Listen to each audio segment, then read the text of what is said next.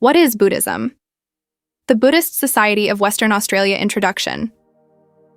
For more than 2,500 years, the religion we know today as Buddhism has been the primary inspiration behind many successful civilizations, the source of great cultural achievements, and a lasting and meaningful guide to the very purpose of life for millions of people. Today, large numbers of men and women from diverse backgrounds throughout our world are following the teachings of the Buddha. So who was the Buddha, and what are his teachings? The Buddha. The man who was to become the Buddha was born Siddhartha Gautama around 2,600 years ago as a prince of a small territory near what is now the Indian-Nepalese border. Though he was raised in splendid comfort, enjoying aristocratic status, no amount of material pleasure could satisfy the inquiring and philosophic nature of the young man. At the age of 29, he left palace and family to search for a deeper meaning in the secluded forests and remote mountains of northeast India. He studied under the wisest religious teachers and philosophers of his time, learning all they had to offer, but he found it was not enough. He then struggled alone with the path of self-mortification, taking that practice to the extremes of asceticism, but still to no avail. Then, at the age of 35, on the full moon night of May, he sat beneath the branches of what is now known as the Bodhi tree in a secluded grove by the banks of the river Nirvana, and developed his mind in deep but luminous, tranquil meditation. Using the extraordinary clarity of such a mind with its sharp penetrative power generated by states of deep inner stillness, he turned his attention to investigate upon the hidden meanings of mind, universe, and life. Thus he gained the supreme enlightenment experience, and from that time on he was known as the Buddha. His enlightenment consisted of the most profound and all-embracing insight into the nature of mind and all phenomena. This enlightenment was not a revelation from some divine being, but a discovery made by himself and based on the deepest level of meditation and the clearest experience of the mind. It meant that he was no longer subject to craving, ill will, and delusion, but was free from their shackles, having attained the complete ending of all forms of inner suffering and acquired unshakable peace.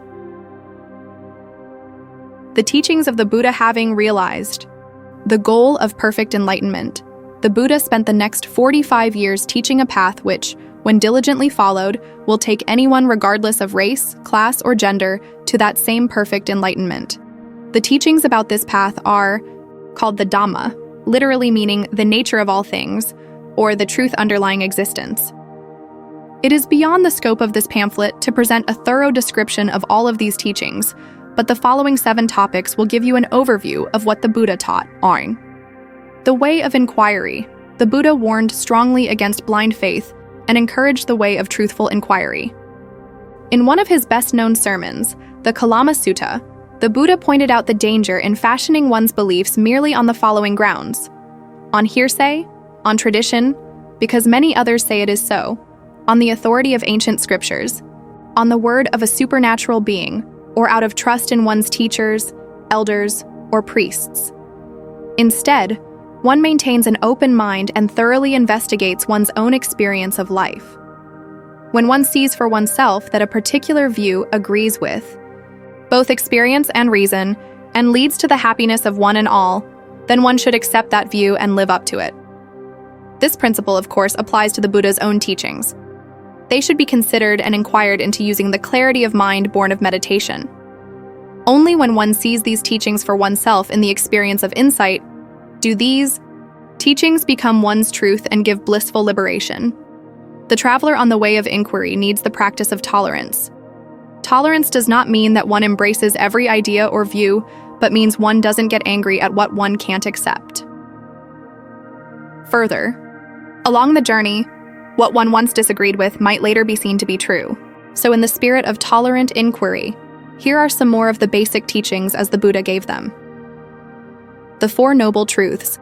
The main teaching of the Buddha focuses not on philosophical speculations about a creator God, or the origin of the I, universe, nor on a heaven world ever after.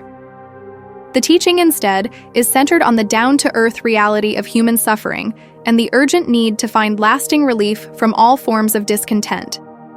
The Buddha gave the simile of a man shot by a poison-tipped arrow who, before he would call a doctor to treat him, demanded to know first who shot the arrow and where the arrow was made, and of what and by whom and when and where. This foolish man would surely die before his questions could be well answered. In the same way, the Buddha said, "The urgent need of our existence is to find lasting relief from recurrent suffering which robs us of happiness and leaves us in strife." Philosophical speculations are of secondary importance, and anyway, they are best left until after one has well trained the mind in meditation, to the stage where one has the ability to examine the matter clearly and find the truth for oneself. Thus, the central teaching of the Buddha, around which all other teachings revolve, is the Four Noble Truths. That all forms of being, human and otherwise, are afflicted with suffering. That the cause of this suffering is craving, born of the illusion of a soul, see below, note 7.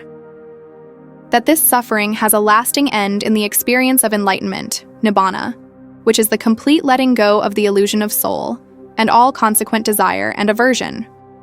That this peaceful and blissful enlightenment is achieved through a gradual training, a path which is called the middle way or the Eightfold Path.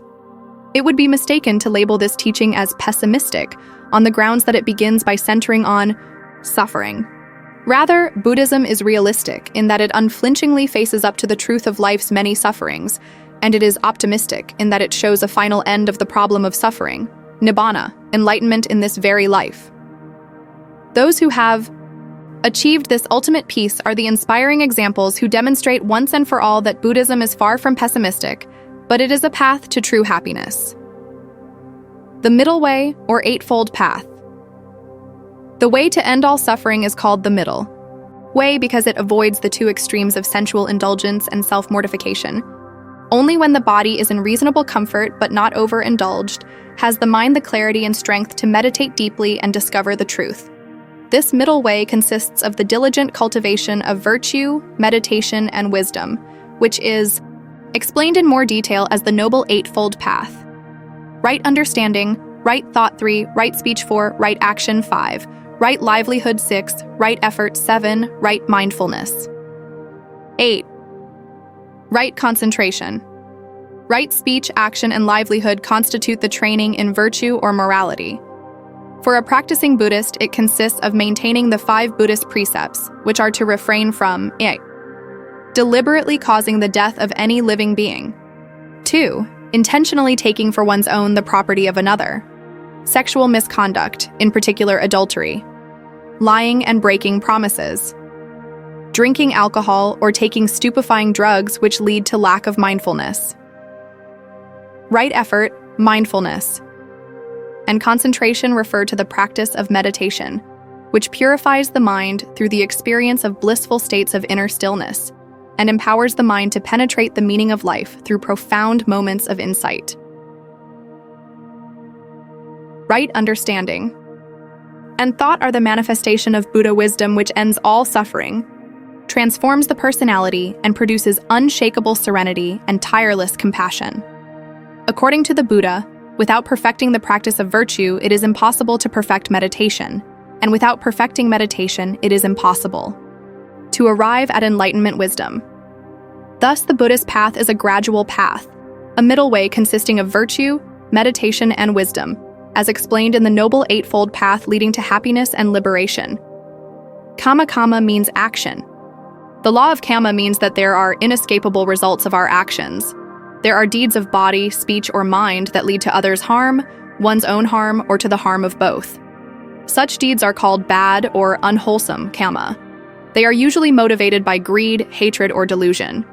Because they bring painful results, they should not be done. There are also deeds of body, speech, or mind that lead to others' well-being, one's own well-being, or to the well-being of both. Such deeds are called good or wholesome Kama. They are usually motivated by generosity, compassion, or wisdom. Because they bring happy results, they should be done as often as possible. Thus, much of what one experiences is the result of one's own previous Kama. When misfortune occurs, instead of blaming someone else, one can look for any fault in one's own past conduct. If a fault is found, the experience of its consequences will make one more careful in the future. When happiness occurs, instead of taking it for granted, one can look to see if it is the result of good Kama. If so, the experience of its pleasant results will encourage more good karma in the future. The Buddha pointed out that no being whatsoever, divine or otherwise, has any power to stop the consequences of good and bad karma. The fact that one reaps just what one sows gives to the Buddhist a greater incentive to avoid all forms of bad karma while doing as much good karma as possible. Though one cannot escape the results of bad karma, one can lessen their effect. AI.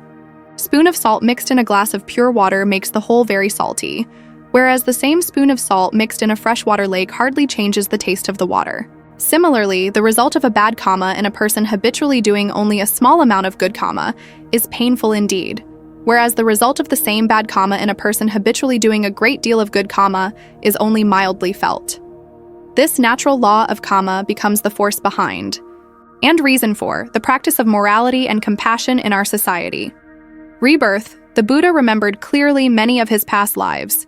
Even today, many Buddhist monks, nuns, and others also remember their past lives. Such a strong memory is a result of deep meditation. For those who remember their past life, rebirth is an established fact which puts this life in a meaningful perspective. The law of karma can only be understood in the framework of many lifetimes, because it sometimes takes this long for karma to bear its fruit. Thus, karma and rebirth offer a plausible explanation to the obvious inequalities of birth. Why some are born into great wealth, whereas others are born into pathetic poverty. Why some children enter this world healthy and full-limbed, whereas others enter deformed and diseased. The fruits of bad karma are not regarded as a punishment for evil deeds, but as lessons from which to learn. For example, how much better to learn about the need for generosity than to be reborn among the poor. Rebirth takes place not only within this human realm. The Buddha pointed out that the realm of human beings is but one among many. There are many separate heavenly realms and grim lower realms too, realms of the animals and realms of the ghosts. Not only can human beings go to any of these realms in the next life, but we can come from any of these realms into our present life. This explains a common objection against rebirth that argues, how can there be rebirth when there are 10 times as many people alive today than there were 50 years ago? The answer is that people alive today have come from many different realms. Understanding that we can come and go between these different realms gives us more respect and compassion for the beings in these realms. It is unlikely, for example, that one would exploit animals when one has seen the link of rebirth that connects them with us. So, no creator God. The Buddha pointed out that no god or priest nor any other kind of being has the power to interfere in the working out of someone else's karma. Buddhism, therefore, teaches the individual to take full responsibility for themselves. For example, if you want to be wealthy, then be trustworthy, diligent, and frugal. Or if you want to live in a heaven realm, then always be kind to others. There is no god to ask favors from, or to put it another way, there is no corruption possible in the workings of karma. Do Buddhists believe that a supreme being created the universe? Buddhists would first ask, which universe do you mean? This present universe, from the moment of the Big Bang up to now, is but one among countless millions in Buddhist cosmology. The Buddha gave an estimate of the age of a single universe cycle, of around 37,000 million years, which is quite plausible when compared to modern astrophysics. After one universe cycle ends, another begins, again and again, according to impersonal law.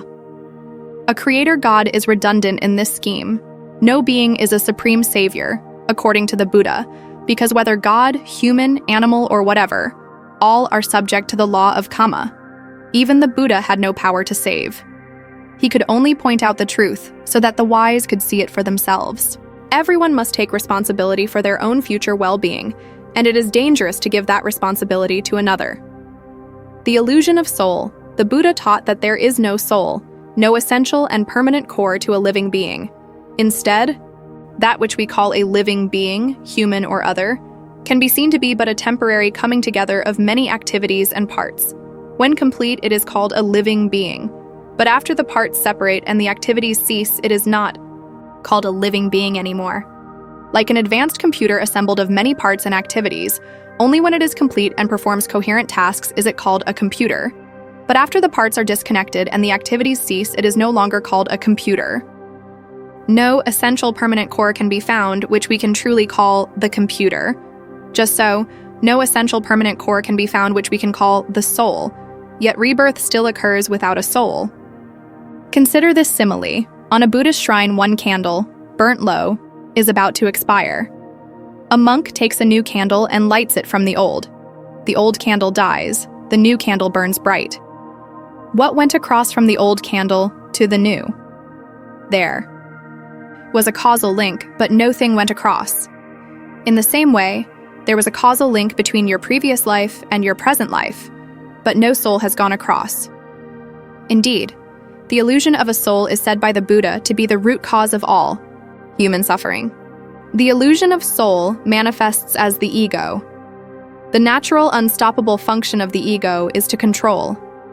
Big egos want to control the world. Average egos try to control their immediate surroundings of home, family, and workplace, and almost all, egos strive to control what they take to be their own body and mind. Such control manifests as desire and aversion. It results in a lack of both inner peace and outer harmony. It is this ego that seeks to acquire possessions, manipulate others, and exploit the environment. Its aim is its own happiness, but it invariably produces suffering. It craves for satisfaction, but it experiences discontent. Such deep-rooted suffering cannot come to an end until one sees, through deep and powerful meditation, that the idea me and mine is no more than a mirage. These 7 topics are a sample of what the Buddha taught. Now, to complete this brief sketch of Buddhism, let's look at how these teachings are practiced today. Types of Buddhism. One could say that there is only one type of Buddhism, and that is the huge collection of teachings that were spoken by the Buddha. The original teachings are found in the Pali Canon, the ancient scripture of Theravāda Buddhism, which is widely accepted as the oldest reliable record of the Buddha's words. Theravāda Buddhism is the dominant religion in Sri Lanka, Burma, Thailand, Cambodia, and Laos. Between 100 to 200 years after the passing away of the Buddha, the Sangha, the monastic community, split over the political question of who runs the Sangha. A controversy over some monastic rules was decided by a committee of arahats, fully enlightened monks or nuns, against the views of the majority of monks. The disgruntled majority resented what they saw as the excessive influence of the small number of arahats in monastery affairs. From then on, over a period of several decades, the disaffected majority partially succeeded in lowering the exalted status of the arahat and raising in its place the ideal of the bodhisattva, an unenlightened being training to be a Buddha. Previously unknown scriptures, supposedly spoken by the Buddha and hidden in the dragon world, then appeared giving a philosophical justification for the superiority of the bodhisattva over the allegedly selfish arahat. This group of monks and nuns were first known as the Mahasangha, meaning the great part of the monastic community. Later, after impressive development, they called themselves the Mahayana, the greater vehicle, while quite disparagingly calling the older Theravada Hinayana the inferior vehicle. Mahayana still retains most of the original teachings of the Buddha. In the Chinese scriptures, these are known as the Agama, and in the Tibetan version as the Kangyur. But these core teachings were mostly overwhelmed by layers of expansive interpretations and wholly new ideas. The Mahayana of China, still vibrant in Taiwan, reflects an earlier phase of this development. The Mahayana of Vietnam, Korea, and Japan, mostly Zen, is a later development, and the Mahayana of Tibet and Mongolia is a much later development still. Buddhism's relevance to the world today, Buddhism continues to gain ever wider acceptance in many lands far beyond its original home. Here in Australia, many Australians, through their own careful choice, are adopting Buddhism's peaceful, compassionate, and responsible ways. The Buddhist teaching of the law of karma offers our society a just and incorruptible foundation and reason for the practice of a moral life. It is easy to see how a wider embracing of the law of karma would lead any country towards a stronger, more caring, and virtuous society. The teaching of rebirth places this present short lifetime of ours in a broader perspective, giving more meaning to the vital events of birth and death. The understanding of rebirth removes so much of the tragedy and grief surrounding death and turns one's attention to the quality of a lifetime rather than its mere length. From the very beginning, the practice of meditation has been at the very heart of the Buddhist way. Today, meditation grows increasingly popular as the proven benefits to both mental and physical well-being become more widely known. When stress is shown to be such a major cause of human suffering, the quieting practice of meditation becomes ever more valued. Today's world is too small and vulnerable to live angry and alone. Thus, the need for tolerance, love, and compassion is so very important. These qualities of mind, essential for happiness, are formally developed in Buddhist meditation and then diligently put into practice in everyday life. Forgiveness and gentle tolerance, harmlessness and peaceful compassion are well-known trademarks. Of Buddhism, they are given freely and broadly to all kinds of beings, including animals, of course, and also, most importantly, to oneself. There is no place for dwelling in guilt or self-hatred in Buddhism, not even a place for feeling guilty. About feeling guilty. Teachings and practices such as these are what bring about qualities of gentle kindness and unshakable serenity, identified with the Buddhist religion for 25 centuries and sorely needed in today's world. In all its long history, no war has ever been fought in the name of Buddhism.